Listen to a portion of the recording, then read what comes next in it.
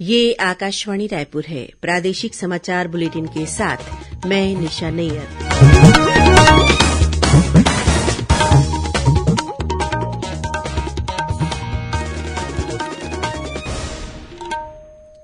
अब पेश है आज के मुख्य समाचार। प्रदेश में होने वाले त्रिस्तरीय पंचायत के आम और उपचुनाव के लिए आज से नामांकन पत्र जमा करने की प्रक्रिया शुरू हुई। नई दिल्ली के राजपथ पर होने वाले गणतंत्र दिवस राष्ट्रीय परेड समारोह में इस बार छत्तीसगढ़ की गोधन न्याय योजना की झांकी रहेगी आकर्षण का केंद्र। राज्य मनरेगा कार्यालय ने ग्राम पंचायतों में प्रत्येक महीने की 7 तारीख को रोजगार दिवस का आयोजन फिर से शुरू करने के दिए निर्देश। और प्रदेश में मौसम का बदला मिजाज। सरगुजा, कोरिया, कबीरधाम, मुंगेली और बिलासपुर जिले में हुई बारिश। प्रतापपुर और सूरजपुर में गिरे ओले।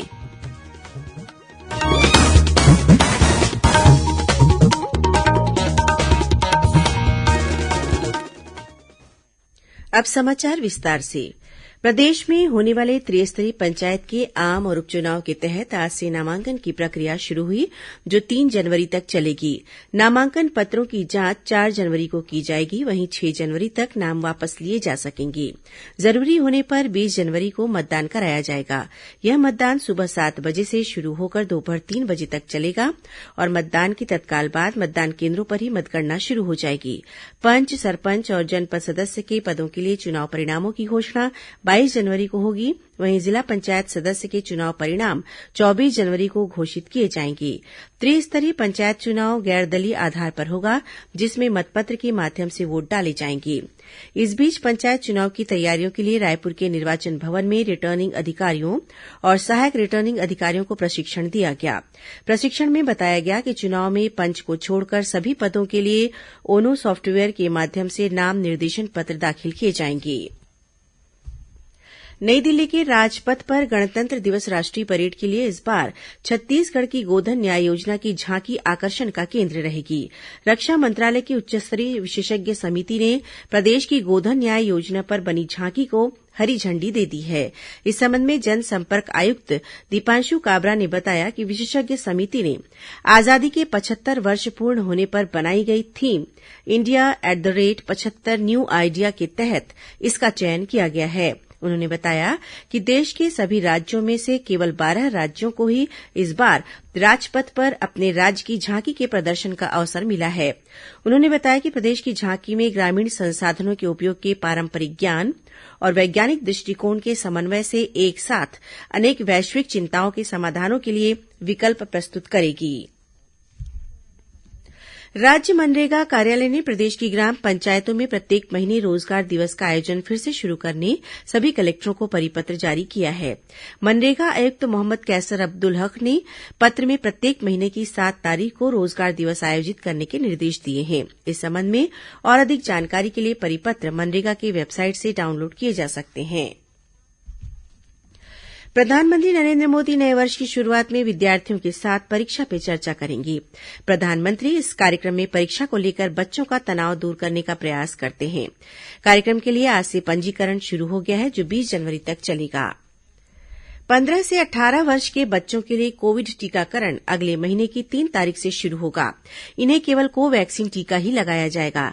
आकाशवाणी से बातचीत में कोविड कार्यदल के प्रमुख डॉक्टर एनके अरोड़ा ने बताया कि बच्चों के लिए कोविन पर पंजीकरण 1 जनवरी से शुरू होगा। 15 से 17 साल के जो बच्चे हैं उनको कोवैक्सीन नाम की वैक्सीन जो उपलब्ध है वो लगाई जाएगी और हर वैक्सीन की 2 डोजेज हैं। पहली वैक्सीन और दूसरी डोज के बीच में 4 हफ्ते का अंतराल रहेगा और कोशिश की जाएगी कि हर बच्चे को जल्दी से जल्दी ये वैक्सीन लगा दी जाए। सीनियर सिटीजन जो 60 साल से ऊपर हैं उनको अगर कुछ कोमॉर्बिडिटीज यानी कि दूसरी बीमारियां हैं जैसे डायबिटीज है, ब्लड प्रेशर है, किसी को कैंसर है, किसी को ट्रांसप्लांट है, उनको भी जो तीसरी डोज जिसको लगानी है वो वही वैक्सीन लगाई जाएगी जो उनको पहले लगी थी। तो जिनको पहले कोवैक्सीन लगाई गई थी वो तीसरी डोज भी कोवैक्सीन होगी। जिसको कोविशील्ड लगी है उसको कोविशील्ड लगाई जाएगी। हाँ, यहाँ पर ये जरूरी है कि दूसरी डोज इन बुजुर्गों में जो लगी थी और अब जो तीसरी डोज लगी है उसका अंतर अंतराल कम से कम 9 महीने होना चाहिए। केंद्रीय औषध मानक नियंत्रण संगठन ने आपात स्थिति में कुछ एहतियाती प्रतिबंधों के साथ कार्बेवैक्स, कोवोवैक्स टीके और संक्रमण प्रतिरोधी दवा मोलुनुपिरवीर के उपयोग को मंजूरी दे दी है। केंद्रीय स्वास्थ्य मंत्री मनसुख मांडविया ने अपने ट्वीट संदेशों में कहा है कि देश में निर्मित पहले कार्बेवैक्स टीके को आरबीडी ने विकसित किया है और यह प्रोटीन युक्त टीका है। मुख्यमंत्री भूपेश बघेल ने खरखरा जलाशय का नामकरण भारत रत्न पूर्व प्रधानमंत्री राजीव गांधी के नाम पर करने की घोषणा की है। आज बालोद जिले के डौंडी लोहारा विकासखंड के गोडमर्रा गांव में आयोजित किसान सम्मेलन में मुख्यमंत्री ने मोदीपाठ खरखरा परियोजना का नामकरण दाऊ प्यारेलाल बेलचंदन के नाम पर किए जाने की घोषणा की। इसके अलावा गोडमर्रा से सुरेगांव तक 3.5 किलोमीटर सड़क निर्माण और गोडमर्रा पाठ के सौंदर्यीकरण योजना को भी मंजूरी दी। इस मौके पर श्री बघेल ने उत्कृष्ट कार्य करने वाले किसानों को भी सम्मानित किया। प्रदेश में इन दिनों किसानों से समर्थन मूल्य पर धान खरीदी की जा रही है। अब तक 13 लाख से अधिक किसानों से 49,43,000 मीट्रिक टन धान खरीदा गया है। करीब 2,484 खरीदी केंद्रों में किसानों के लिए मार्कफेड द्वारा 8,451 करोड़ रुपए से अधिक की राशि भी जारी की गई है। प्रदेश का राजनांदगांव जिला समर्थन मूल्य पर धान खरीदी के मामले में पहले स्थान पर है। वहीं जांजगीर चांपा जिला दूसरे और बेमेतरा जिला तीसरे स्थान पर है। प्रादेशिक समाचार आप आकाशवाणी रायपुर से सुन रहे हैं। राज्यपाल अनुसुईया उइके से दंतेवाड़ा जिले के पोंटुम ग्राम पंचायत के सरपंच के नेतृत्व में एक प्रतिनिधिमंडल ने मुलाकात की। इस दौरान प्रतिनिधिमंडल ने धर्मांतरण के संबंध में राज्यपाल को ज्ञापन सौंपा। इस मौके पर राज्यपाल ने कहा कि जबरदस्ती या भ्रमित कर किसी को धर्मांतरित कराया जाता है तो उसके खिलाफ शिकायत की जानी चाहिए। उन्होंने कहा कि बलपूर्वक धर्मांतरण के खिलाफ शिकायत प्राप्त होने पर कार्यवाही की जाएगी। श्रोताओं, आजादी के अमृत महोत्सव पर आकाशवाणी समाचार द्वारा राष्ट्रीय स्तर पर आयोजित की जा रही प्रश्नोत्तरी के तहत आज का प्रश्न है, किस भारतीय स्वाधीनता सेनानी ने वर्ष 1909 में लंदन के इंपीरियल इंस्टीट्यूट में कर्जन वाइली की हत्या की थी? इस निर्भीक स्वाधीनता सेनानी में बलिदान की भावना इतनी प्रबल थी कि मृत्यु दंड सुनाए जाने पर उन्होंने न्यायाधीश को धन्यवाद दिया। श्रोता अपने उत्तर व्हाट्सएप नंबर 8826546262 पर या ईमेल आईडी amritmahotsav@prasarbharati.gov.in पर भेज सकते हैं।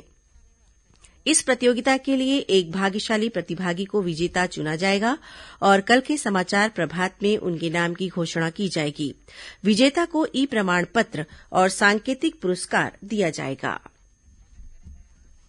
प्रदेश में कक्षा 1 से 8वीं तक के बच्चों का मिडलाइन आकलन कल 29 दिसंबर से शुरू होगा।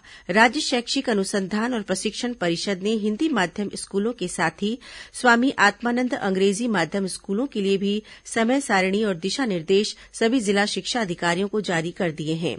कक्षा 1 से 5वीं तक के बच्चों का मिडलाइन आकलन कल से 1 जनवरी तक सुबह 8 से 10:30 बजे तक किया जाएगा। वहीं कक्षा 6वीं से 8वीं तक के बच्चों का कल से 4 जनवरी तक दोपहर 11 बजे से 2 बजे तक किया जाएगा। कल पहली और तीसरी कक्षा में हिन्दी, दूसरी कक्षा में गणित, चौथी में पर्यावरण और 5वीं कक्षा में अंग्रेजी विषय का आकलन होगा।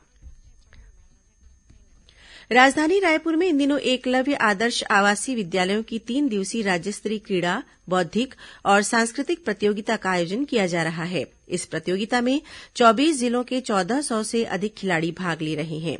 कल हुई दौड़ प्रतियोगिता में बस्तर संभाग के खिलाड़ियों का दबदबा रहा। वहीं बालिका वॉलीबॉल स्पर्धा में 14 वर्ष आयु समूह में बिलासपुर संभाग और बालक वर्ग में बस्तर संभाग विजेता रहे।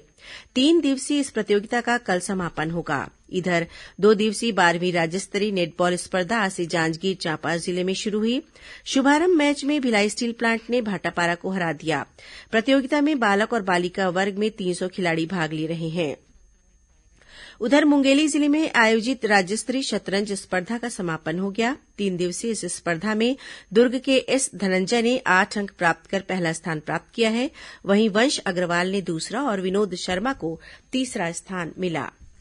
दक्षिण पूर्व मध्य रेलवे से चलने वाली दुर्ग भोपाल अमरकंटक एक्सप्रेस की समय सारिणी में आंशिक परिवर्तन किया गया है, जो आगामी 27 अप्रैल 2022 से लागू होगा।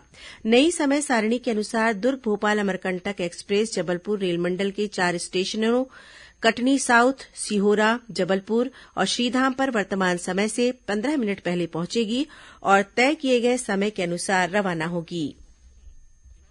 पर्यावरण प्रेमी और वृक्ष मित्र के पुरस्कार से सम्मानित कांग्रेस के वरिष्ठ नेता ओपी अग्रवाल का बीती रात रायपुर के एक निजी अस्पताल में निधन हो गया। श्री अग्रवाल युवा कांग्रेस सरगुजा के पहले अध्यक्ष रहे। इसके अलावा उन्होंने जिला महामंत्री और वरिष्ठ उपाध्यक्ष जैसे पदों पर भी कुशलता से कार्य किया। पर्यावरण संरक्षण और सहकारिता के क्षेत्र में उनका अहम योगदान रहा है। साथ ही छत्तीसगढ़ में वर्मी कम्पोस्ट को बढ़ावा देने के लिए भी ओपी अग्रवाल को जाना जाता था। अब पेश है मौसम का हाल। प्रदेश के कई जिलों में आज मौसम का मिजाज बदला, जिसकी वजह से कुछ स्थानों पर हल्की से मध्यम बारिश हुई। वहीं कुछ स्थानों पर गरज चमक के साथ बूंदाबांदी होने की खबर है। बताया जाता है कि आज सरगुजा, कोरिया, कबीरधाम, मुंगेली सहित कई भागों में बारिश हुई और बिलासपुर में शाम को बूंदाबांदी होने की खबर है। वहीं सरगुजा संभाग के प्रतापपुर और सूरजपुर में ओलावृष्टि होने की जानकारी मिली है। मौसम विभाग के अनुसार एक द्रोणिका दक्षिण पश्चिम राजस्थान से उत्तर तेलंगाना और विदर्भ पर स्थित है। साथ ही एक चक्रवाती घेरा उत्तर प्रदेश के मध्य भाग में बना हुआ है, जिसकी वजह से प्रदेश में कई स्थानों पर हल्की से मध्यम बारिश हुई है। मौसम विभाग ने आगामी 24 घंटों के दौरान प्रदेश में कुछ स्थानों पर हल्की से मध्यम बारिश होने अथवा गरज चमक के साथ छींटे पड़ने की संभावना जताई है। वहीं कुछ जिलों में ओले गिरने की चेतावनी भी दी गई है। इस दौरान कई क्षेत्रों में घना कोहरा छाए रहने के आसार हैं। अंत में मुख्य समाचार एक बार फिर। प्रदेश में होने वाले त्रिस्तरीय पंचायत के आम और उपचुनाव के लिए आज से नामांकन पत्र जमा करने की प्रक्रिया शुरू हुई। नई दिल्ली के राजपथ पर होने वाले गणतंत्र दिवस राष्ट्रीय परेड समारोह में इस बार छत्तीसगढ़ की गोधन न्याय योजना की झांकी रहेगी आकर्षण का केंद्र। राज्य मनरेगा कार्यालय ने ग्राम पंचायतों में प्रत्येक महीने की 7 तारीख को रोजगार दिवस का आयोजन फिर से शुरू करने के दिए निर्देश। और प्रदेश में मौसम का बदला मिजाज, सरगुजा, कोरिया, कबीरधाम, मुंगेली और बिलासपुर जिले में हुई बारिश, प्रतापपुर और सूरजपुर में गिरे ओले। इसी के साथ प्रादेशिक समाचार बुलेटिन समाप्त हुआ। नमस्कार।